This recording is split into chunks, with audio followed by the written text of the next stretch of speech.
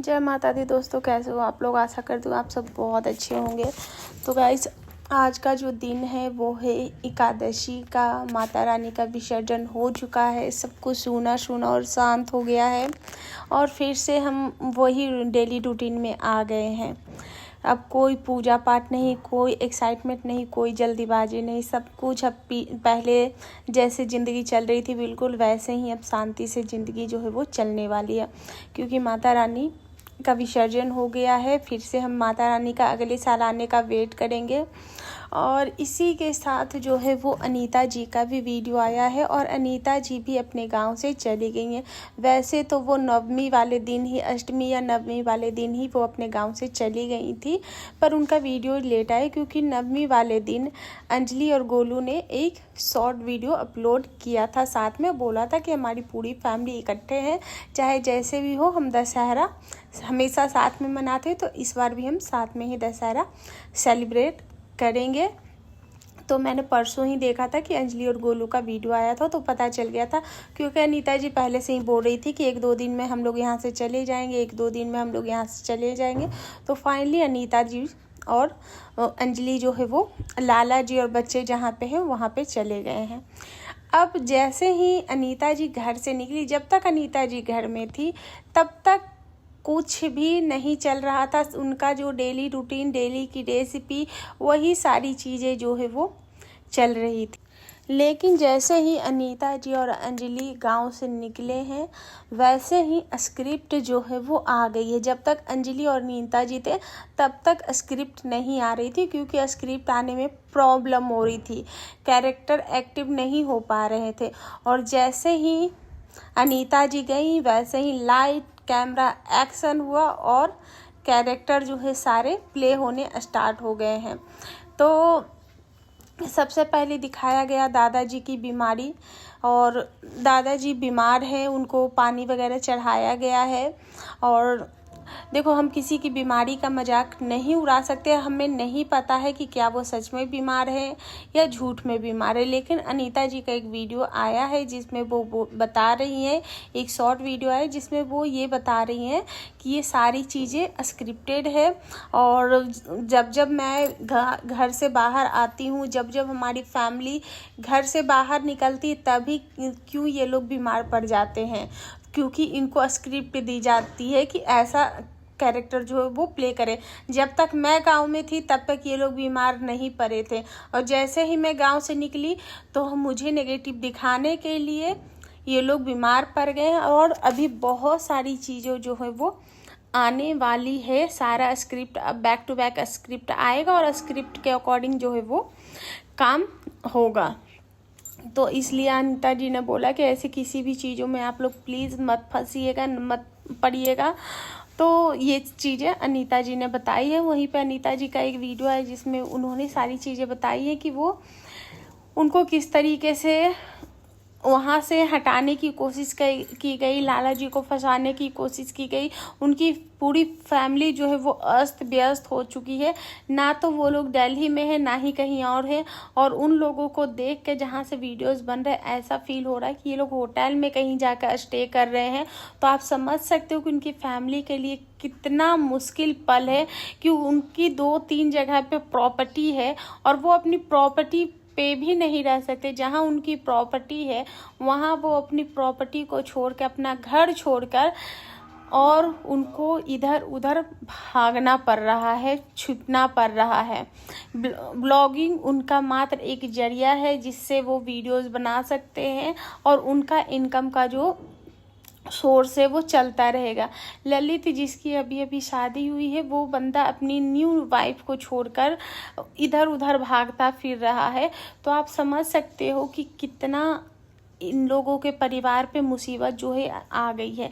लेकिन यहाँ पे भी इंसान को रुकना नहीं है, यहाँ पे भी प्लानिंग प्लॉटिंग की जा रही है कि अनीता जी के अकॉर्डिंग कि जो दादाजी हैं उनकी तबीयत ख़राब हो गई है। वहीं पे हमने देखा है कि दादाजी की जो प्रिय बहुड़िया है, प्यारी सी जो बहुड़िया है, वो रो रही थी और वो अपने पति को याद कर रही थी और वो रो रही थी। देखो, किसी का पति नहीं है इस दुनिया में, अपने पति के साथ अच्छे बुरे जैसे भी वक्त हैं उन्होंने अपने पति के साथ बिताए होंगे, और उस पल को याद करके हर किसी को थोड़ी खुशी भी होती है। खुशी के पल में भी आंसू आते हैं, दुख के पल में भी आंसू आते हैं। वो अपनी दशहरा की स्टोरी बता रही थी कि अगले साल वो कैसे मुझे लेकर के गए थे। जब मैं वहाँ गई थी मुझे कुर्सी दिए थे बैठने के लिए कि यहाँ से जुलूस निकलेगा, यहाँ से ये निकलेगा, तो बैठ के देखो। उनके बच्चे भी मेला जाने के लिए परेशान हो रहे थे कि नहीं, पापा के बिना अच्छा नहीं लग रहा। फिर भी बच्चे, अभी उनके जो बच्चे हैं वो बहुत ही छोटे हैं। जितना उनको बड़ा बना दिया गया है, जितना हमें वीडियोस के माध्यम से बड़ा दिखता है वो बच्चा, मुझे लगता है कि उन बच्चों पे इतनी जिम्मेदारियां डाल दी गई, उन बच्चों में इतना कुछ भर दिया गया कि उनको मजबूरन बड़ा होना पड़ रहा है। नहीं तो वो बच्चे बहुत ज़्यादा बड़े नहीं है। मैं 2-3 साल पुराने वीडियोस देख रही थी और उसमें ये बच्चे इतने छोटे छोटे से हैं। मेरे भी बच्चे हैं, मैं भी समझती हूँ कि बच्चों का जो दिमाग होता है वो क्या होता है। जिस उम्र में उन बच्चों को खेलने कूदने दिया जाना चाहिए था, उन्हें लाइफ को एंजॉय करने दिया जाना चाहिए था, उस उम्र में उन बच्चों के सर से अपने पिता का साया हट गया और उनको खेत में मजदूरी करनी पड़ रही है। और जहाँ तक कि अगर बात की जाए तो आपका यूट्यूब से इतना अर्निंग आ जाता है कि आप अपने बच्चों को एक सुकून भरी लाइफ दे सकती थी, लेकिन आप लोग जानबूझ के ऐसी चीज़ों में पड़ रहे हो, खुद की भी लाइफ को जो है वो डिफ़िकल्ट कर रहे हो और सामने वाले की भी लाइफ में डिफ़िकल्टी आप ला रहे हो। ना तो आपका परिवार सुकून से है, ना तो सामने वाले का परिवार सुकून से है। तो ऐसी लड़ाई का क्या फ़ायदा कि जहाँ दोनों ही पक्ष का सुकून जो है वो छीन जाए, दोनों ही पक्ष एक दूसरे के गला काटने पे उतारू हो जाए। ऐसी जीत का भी आप लोग क्या ही कर लोगे। इस जीत का कोई फ़ायदा या कुछ भी नहीं है। अपना समझ, अपनी बुद्धि लगाइए, यही आप लोगों के लिए सबसे अच्छा होगा। उन बच्चों से उनका बचपन मत छीनिए।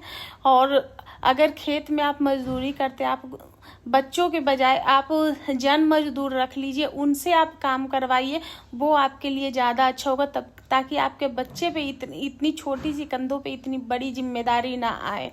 और बहुत सारे लोग जो है, जब से दादाजी बीमार पड़े तब से अनीता जी और उनकी फैमिली को बहुत ही नेगेटिव कमेंट कर रहे हैं कि सिर्फ इनको हिस्सा लेना है, सिर्फ इनको ये करना है, इनको सेवा नहीं करना है। जो और इनका जो टाइटल भी था बहुरानी का कि ऐसा ऐसा, तो जो सेवा करता है उसकी लाइफ में भी ऐसे ही करके कुछ था कि हम तो सेवा करते ही रहेंगे।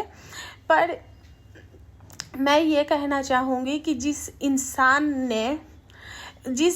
के मुँह से अनीता जी ने ये सुना है कि केस हो गई तब मज़ा आ गई, केस हुआ है तो इनको समझ आ गया कि केस होता क्या, और इतने मज़े में बोला गया।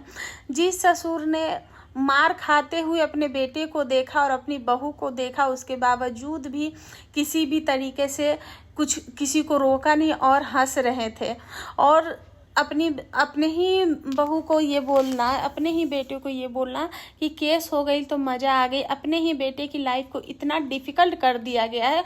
उसके बाद उस बेटे से ये उम्मीद रखा जाता है कि जब ये बीमार पड़े तो उनके वही बहू और बेटे आके उनकी सेवा करे।